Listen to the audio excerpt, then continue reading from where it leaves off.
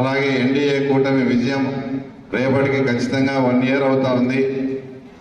ఈ సందర్భంగా ఈ సంవత్సర కాలంలో తర్వాత మన కాన్స్టిట్యున్సీ వరకు ఏమేమి మనం సాధించుకోగలిగాం, తర్వాత మిగతాటి ఇంకా చాలా ఇంపార్టెంట్ చాలా అత్యవసరమైన ముఖ్యమైన పనులు ఏమన్నా ఉంటే అవన్నీ కూడా అధికారుల దృష్టికి ప్రభుత్వం దృష్టికి తీసుకుపోయి ఒక పులివెందుల్లో ఒక ప్రగతి పథంలో నిలిపే విధంగా అన్నీ కూడా మీరు తీర్మానాలు ఇంకా ప్రజల నుంచి వచ్చే విజ్ఞప్తులు తీసుకోండి అని చెప్పి ఈ మీటింగ్ కండక్ట్ చేయడం జరిగింది.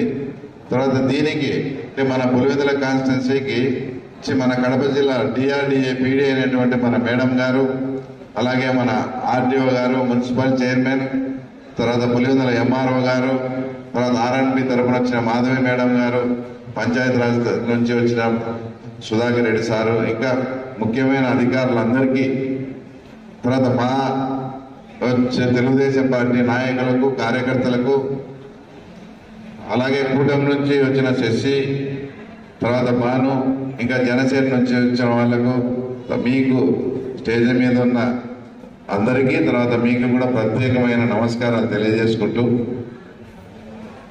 అసలు దీని ఉద్దేశం 2047 అంటే ఒక విజనరీగా ఇప్పటి నుంచి మనం ఒక పద్ధతి ప్రకారం ప్లాన్ ప్రకారం ముందుకు పోతే రాబోయే భవిష్యత్ అంటే మన పిల్లలు కానీ నెక్స్ట్ తరాలు కానీ ఏ ఇబ్బందులు లేకుండా ఉండాలనే ఒక ఆలోచనతో మన చంద్రబాబు నాయుడు గారు చేస్తూ ఉంటే, ఈ మధ్య జగన్మోహన్ రెడ్డి గారి ఒక వీడియో ఎవరైనా తర్వాత మీరు చూసినారా? ఆయన ఎంత వ్యంగ్యంగా 2047 అంట, అప్పటికి చంద్రబాబు నాయుడు ఉంటాడో ఉండడో తెలియదు, ఈయన అసలు ఎప్పుడు పోతాడో తెలియదు, ఈయనకు 2047తో ఏం పని అని మన మాజీ ముఖ్యమంత్రి తన దరిద్రానికి మన ప్రాంత నాయకుడు అయిన జగన్ రెడ్డి మాట్లాడడం అంటే, ఇప్పుడు ఎవరైనా కానీ మీరు అందరూ ఇక్కడ ఉన్నారు, మనం చిన్నప్పుడు కానీ ఇప్పుడు కానీ మన ఇంట్లో పెద్దవాళ్ళు మన పొలంలో ఏదైనా మామిడి చెట్టు ఉంది నాటింటాడు, ఆయన 2-3 ఏళ్ళకే చనిపోతాడు, అయినా కూడా ఆ మామిడి చెట్టు ఫలాలు ఇప్పుడు వాళ్ళ మనవాళ్ళు మునిమనవాళ్ళు కూడా తినే పరిస్థితి ఉందా లేదా? అంటే ఒక విజన్ పెట్టుకొని భావితరాలకు ఉపయోగపరంగా మన రాష్ట్రాన్ని డెవలప్ చేసుకుందామంటే నీకా చేత కాదు, ఏదన్నా ఒక విజన్తో ముందుకు పోయి చేస్తామంటే వాళ్ళని ఎవరన్నా కానీ ఆ టయానికి చంద్రబాబు నాయుడు గారు నువ్వు ఉంటావా, నువ్వు బతుకుంటావా అని అంత నీచంగా మాట్లాడినాడంటే మన జగన్మోహన్ రెడ్డి, ఆయనకు రాష్ట్రం పట్ల అభివృద్ధి పట్ల ఏ రకంగా ఉందో ఏదైనా అంతే. అంతకుముందు ఇక్కడ పులివెందులకు వచ్చి కూడా మీకు గుర్తుందో లేదో, చేపలు రొయ్యలు మా పులివెందులలో తింటాయి, నేను అది కళ్ళలో కూడా అనుకోలేదని మాట్లాడినాడు. సిపిఆర్ కట్టేపటి నుంచి పైడిపాలెం కట్టేపటి నుంచి ఆడ చేపలు వదులుతున్నారు, ఆ చేపలు మనం తింటానే ఉన్నాం. ఈయన ఏదో కొత్తగా ఒకటి ఫిషరీస్ ఏదో ఓపెన్ చేసి చేపలు రొయ్యలు తినడం అనేది పులివెందుల ప్రజలకు పెద్ద ఆయన కళగా భావించాడంట. అంటే ఆయన విజన్ అలా ఉంటుంది, తర్వాత మా చంద్రబాబు నాయుడు గారి విజన్ ఇలా ఉంటుంది. మీరు ఇక్కడికి వచ్చిన వాళ్ళు కూడా అందరూ కూడా ఆలోచన చేయండి. డెవలప్మెంట్ మేము ఏదైనా మాట్లాడితే మేము 3,000 కోట్లు ఖర్చు పెట్టినాం, 4,000 కోట్లు ఖర్చు పెట్టినాం, అది ఇదని మాట్లాడతారు. ఇక్కడ ఉండే పులివెందుల ప్రాంతంలో ప్రజలు ఎవడైనా కూడా ఒక్క మాట ఆలోచన చేయండి. ఇద్దరు ముఖ్యమంత్రులుగా పనిచేసి తర్వాత ఇప్పుడు అమరావతి రోడ్డు కానీ మనకు పడితే మనకు బెంగళూరు ఎయిర్పోర్ట్ 2 గంటలు మాత్రమే, అంత మనకు బెంగళూరు దగ్గర. తర్వాత మన ప్రాంతానికి ఉన్నట్టు నీటి సమస్య ఎక్కడా కూడా నీటి సమస్య అనేది లేదు, ఒక చక్రాపేట మండలానికి తప్ప ప్రస్తుతానికి.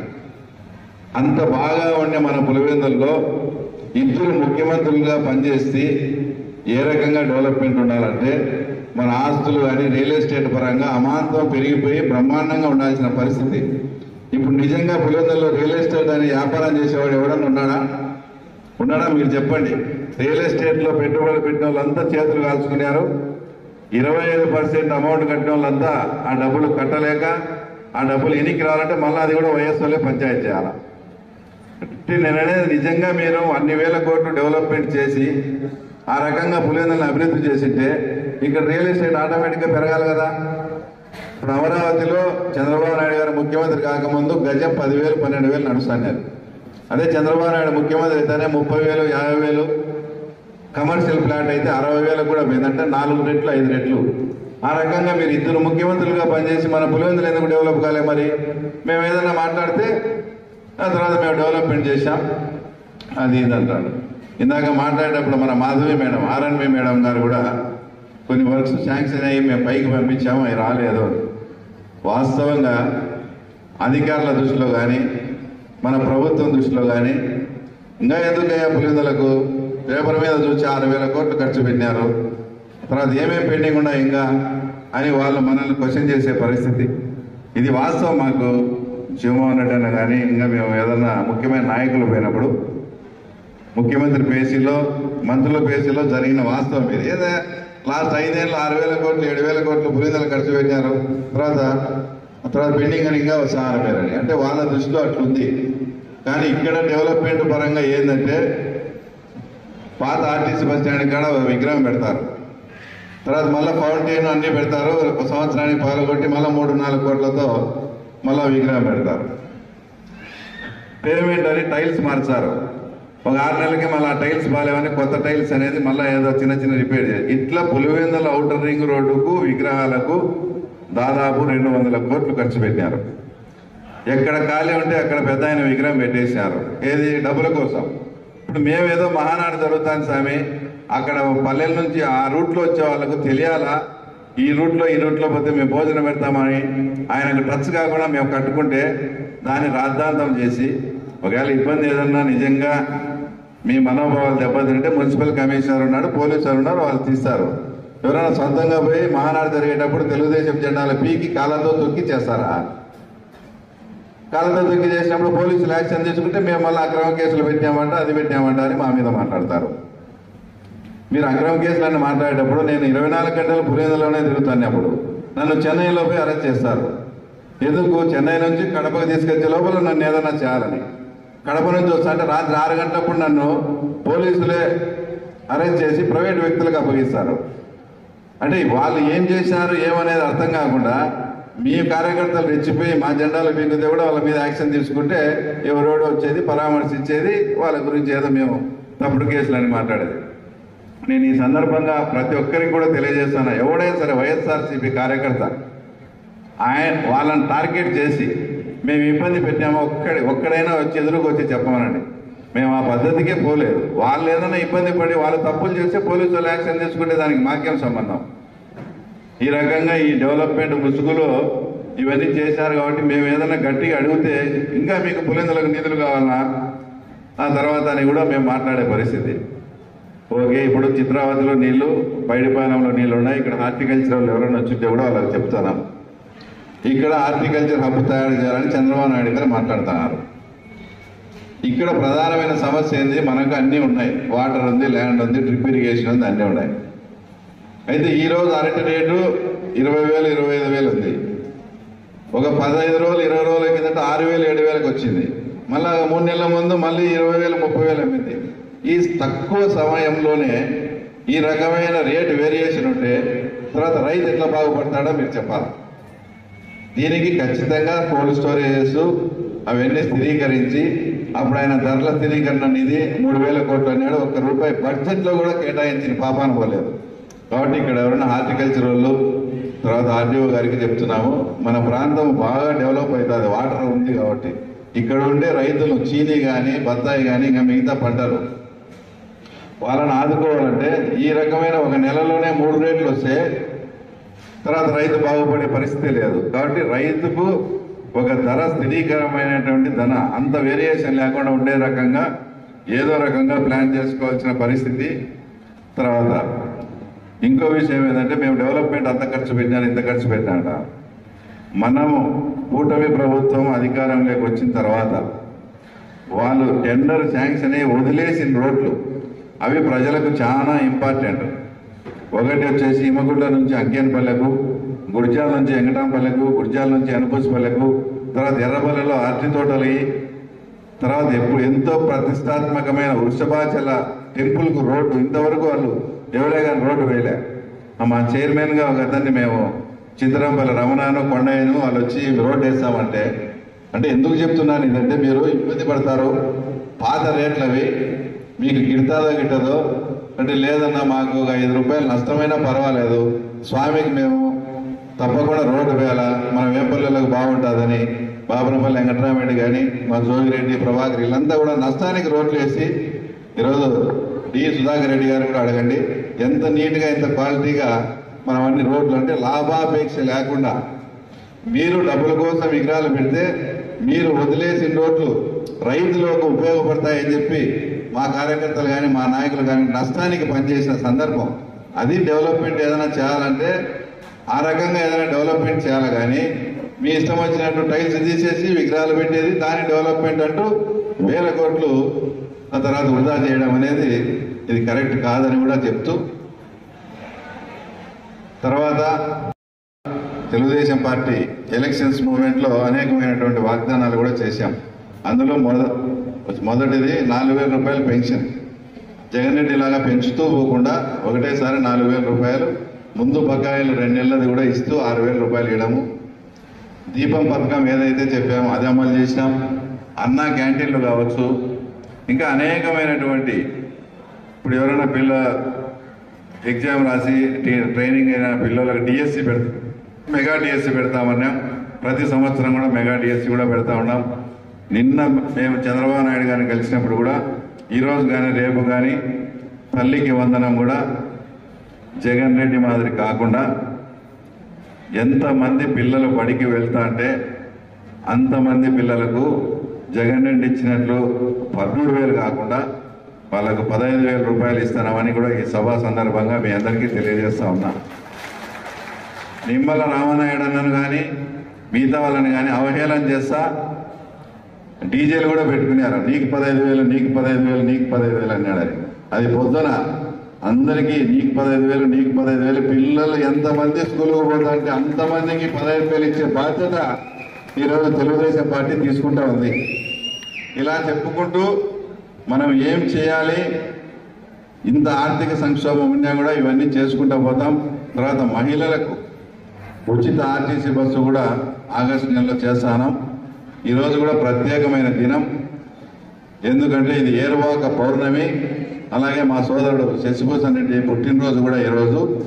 తప్పకుండా ఈ ఏరువాక ఈ తొందరలోనే ఏదైతే మేము రైతు భరోసా చెప్పామో కేంద్ర సాయం కాకుండా రాష్ట్ర ప్రభుత్వం ఏదైతే 20,000 అనౌన్స్ చేసిందో అది కూడా ఫస్ట్ విడతగా కూడా ఏరువాక సందర్భంగా కూడా రైతులకు తప్పకుండా చేయాలని కూడా ముఖ్యమంత్రి ఆలోచన చేస్తూ ఉన్నారు. ఒకటొకటి స్టెప్ బై స్టెప్ చేసుకుంటూ పోయి 2047కు వచ్చేసి మన ప్రాంతాన్ని కానీ మన రాష్ట్రాన్ని కానీ భారతదేశంలోనే అగ్రగామిగా నిలపాలనే ఒక మంచి ఉద్దేశంతో మన చంద్రబాబు నాయుడు గారు ఎన్ని పెట్టారు. ఇంకా కొన్ని ఏంటంటే పులివెందుల్లో ఇద్దరు ముఖ్యమంత్రులుగా ఉండి కూడా నేను ఏదన్నా మాట్లాడితే 1 రోజు 2 రోజులు నీళ్లు రావడానికి ఇంత రాద్ధాంతం చేస్తానని గౌరవ ఎంపీ గారు కూడా మాట్లాడినారు. ఈరోజు మేము ఈ సభా సందర్భంగా కూడా చెప్తున్నాం, పులివెందుల మున్సిపాలిటీకి ఈ రోజు నుంచి ప్రతిరోజు కూడా నీళ్లు వస్తాయి. కమిషనర్ పులివెందుల మున్సిపాలిటీకి ప్రతిరోజు నీళ్ళు వచ్చేదానికి మనకేమి ఈ రోజు నుంచి ఏమి ఇబ్బంది ఏం లేదు కదా, అంత కంప్లీట్ అయింది వర్క్ కూడా. ఈ రోజు నుంచి పులివెందుల మున్సిపాలిటీకి గతంలో వేసవిలో కొంత ఇబ్బంది జరిగినమాట వాస్తవం. అది కూడా తెలుగుదేశం గవర్నమెంట్ వచ్చిన తర్వాత ఈ రకమైన ఇబ్బంది జరిగిన మా మీద దుష్ప్రచారం కూడా చేశారు. ఇద్దరు ముఖ్యమంత్రులుగా మీరు పులివెందులో పనిచేసి పులివెందులో తాగునీటి సమస్య కూడా తీర్చలేకపోయిన మీరు మేము అది సెటరేట్ చేసి ఈరోజు పులివెందుల్లో మున్సిపాలిటీకి ప్రతిరోజు అమృత్ ద్వారా ఆ పథకం ద్వారా నీళ్ళు ఇస్తూ జలజీవన్ ద్వారా అన్ని పల్లెలకు కూడా అది కూడా 1 నెల 1.5 నెలలో కంప్లీట్ చేస్తారా.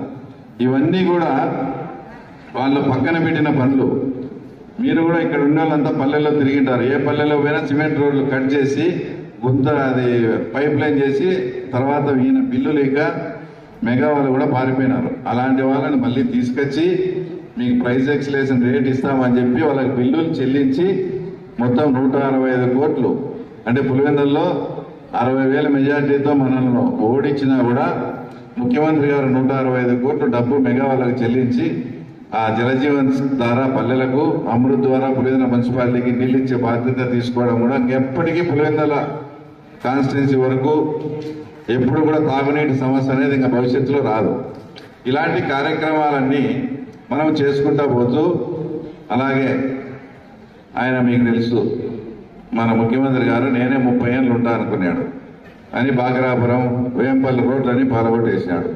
వర్షం వచ్చే తిరిగేదానికి ఇబ్బంది, నైట్ టైం బైకుల్లో పోయి యాక్సిడెంట్ అయిన సందర్భం, అవి కూడా నిన్న నారాయణ గారితో మాట్లాడినాము, మున్సిపల్ శాఖ మంత్రితో. ఇక్కడ ప్రధానమైన ఇబ్బంది ఏంటంటే ఏ శాఖ నుంచి ఆ శాఖ కన్నా ఫండ్స్ వచ్చింటే ఆ శాఖ నుంచి తెప్పించేవాళ్ళం. వీళ్ళంతా పాడా అని పులివెందుల ఏరియా డెవలప్మెంట్ అథారిటీ పాడాకి నీకు తీసుకొచ్చి ప్రతి ఒక్కటి చేశారు. ఇప్పుడు పాడా అనే హెడ్డే లేదు. ఇప్పుడు మళ్ళీ ఫ్రెష్గా ఆ డిపార్ట్మెంట్ నుంచి శాంక్షన్స్ తీసుకొని చేయాలంటే కూడా అందుకే చాలా టైం పడుతుంది. ముఖ్యమంత్రి గారు కూడా నారాయణకి ఇన్స్ట్రక్ట్ చేసి ఒకసారి పులివెందులు విజిట్ చేసి ప్రజలకు ఏ అత్యవసరమైన రోడ్లు ఉన్నాయో వాటికి శాంక్షనింగ్ ఇమ్మని కూడా నిన్న చెప్పడం, ఆయన ప్రోగ్రాం కూడా త్వరలో ఉండి ఆ బాగ్రాపురం రోడ్లు కానీ వేంపల్లికి సంబంధించిన రోడ్లు అయితే లోకేష్ బాబు గారు ఆల్రెడీ ప్రామిస్ చేశాడు. ఇవన్నీ స్టెప్ బై స్టెప్ ఒకటోటి చేసుకుంటూ తర్వాత తొందరలో మేము ఇందాక పాడతానని చెప్పినట్టు శ్రీనాథ్ మేమంతా కూడా టైల్ బండ్ సందర్శించడం, అక్కడ ఎంత ఘోరమైన పరిస్థితి అంటే ఆ వాటర్ తాగి అవి తాగి ఆ ఏరియాలో ప్రెగ్నెన్సీ కూడా పోతుంది. అంటే ఎవరైనా వచ్చేసి లేడీస్ అందరూ కడుపుతూ ఉంటే వాళ్ళకు గర్భస్రావం అయ్యే పరిస్థితులు ఉన్నాయి ఆ నీళ్లు తాగి. ఇవన్నీ పిహెచ్సిలో రికార్డ్ అవుతున్నాయని ఎవరికి కూడా ప్రెగ్నెన్సీ అని కూడా బయటికి చెప్పడం లేదు డాక్టర్లు. అయిపోతే మళ్ళా కంపెనీ వాళ్ళతో సమస్య వస్తుందని.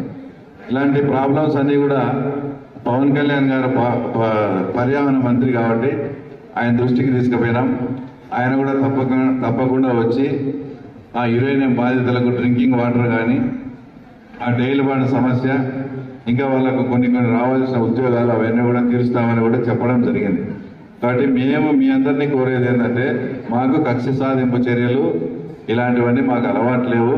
పులివెందులకు ఏమేమి కావాలన్నా అవన్నీ మనము ముఖ్యమంత్రి గారి ద్వారా సాధించుకుందాం. మీ కోఆపరేషన్ కూడా మాకు కావాలా, ఎందుకంటే ప్రతిసారి పులివెందుల్లో ఓడిపోయి మేము చంద్రబాబు దగ్గర గట్టిగా మాట్లాడాలంటే కొంచెం మాకు కూడా చెక్కుగా ఉంటుంది. కాబట్టి మా నాయకులను కానీ ఇక్కడికి వచ్చిన మిమ్మల్ని కానీ అందరినీ కూడా ఇక్కడ మీరు ఇప్పుడు ఎక్కువ అంగన్వాడీ టీచర్లు కూడా వచ్చారు. మీరు మీ హక్కుల కోసం ఆ రోజు టెంట్లు వేసుకొని ధర్నా చేస్తుంటే రాష్ట్రంలో అంతా ధర్నా జరిగింది, అంతా స్ట్రైక్ జరిగింది, కానీ పులివెందులో 4 రోజులకి ఎత్తేసారు. మీకు గుర్తుందో లేదో? మేము ఆ ధర్నా కాడికి మేము కూడా వచ్చాం. మిమ్మల్ని ఒక రకంగా భయపెట్టి మీకు ఆల్టర్నేట్ గ్రూప్ను సృష్టించి వాళ్ళు లేనట్టు చేసి మీరు మీ హక్కుల కోసం మీరు పోరాటం కూడా చేయలేకుండా మీ టెంట్లను కూడా ఎత్తేసే పరిస్థితి. కాబట్టి మీ సమస్యలు ఏమైనా ఉన్నాయో కూడా అన్నీ కూడా మేము సంజయ్ రాణి గారి దృష్టికి తీసుకుపోయి, ఆమె మీ శాఖ మంత్రి, తప్పకుండా అంతా మంచి జరుగుతుంది. 2047 అనేది చాలా మంచి కాన్సెప్ట్. ఇది ఆ రకంగా ముందుకు పోతే మన పులివెందులు కానీ మన రాష్ట్రం కానీ అంతా కూడా డెవలప్మెంట్ అయ్యి అందరం బాగుంటాం. ఈ కార్యక్రమానికి వచ్చి నాకు ఈ అవకాశం ఇచ్చిన అందరికీ కూడా ధన్యవాదాలు తెలుపుకుంటూ, ఈరోజు మా సోదరుడు శశిభూషణ్ రెడ్డి గారి పుట్టినరోజు సందర్భంగా కేక్ కటింగ్ ఉంటుంది. అందరూ కూడా ఇట్లా ఆయన ఆశీర్వదించవలసిందిగా కోరుతున్నాను. జై తెలుగుదేశం.